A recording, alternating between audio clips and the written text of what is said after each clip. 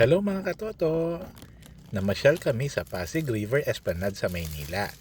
After naming mamasyal, dumaan kami sa Ongpin para bumili ng hopya at ang matagal ko ng paboritong sako. Ito yung nakagisnan kong tawag mula nang pinapasalubong sa akin to ng aking ninong Eddie. Sako, kasi yun din ang tawag niya rito. Comment nga kayo guys kung anong tawag dito at nang malaman ko na kung anong pangalan niya. Wala kasing nakalagay sa label kung anong pangalan nito eh. Basta, sako ang tawag namin dito.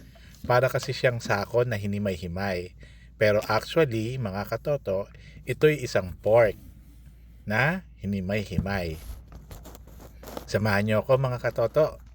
Tara, buksan na natin ang binili nating sako. Matagal na akong hindi nakakatikim nito mga katoto, kaya nung nakita ko siya sa NBTeam, agad ko siyang binili. Naalala ko tuloy na lagi itong pasalubong sa akin ng aking ninong Eddie nung bata pa ako.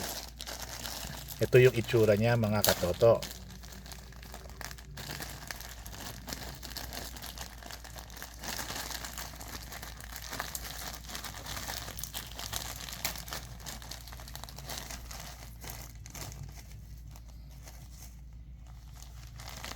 Yan mga katoto.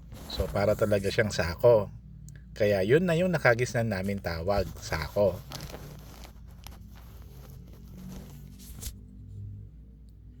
Tikman natin mga katoto.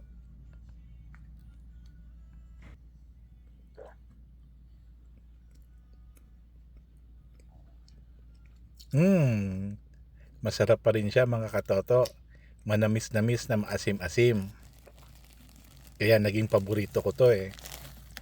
Every time na uuwi ang aking ninong, lagi niyang pasalubong sa akin to. Kuha pa tayo ng isa mga katoto. Namiss ko ang tong pagkain na to.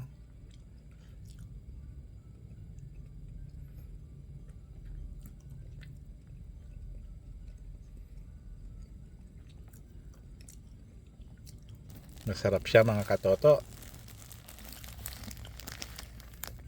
Hindi ko na napigilan ng sarili ko. Kumuha pa ulit ako ng isa. Yun lang mga katoto. Paalam sa inyo. Maraming salamat sa panonood. Don't forget to like and subscribe.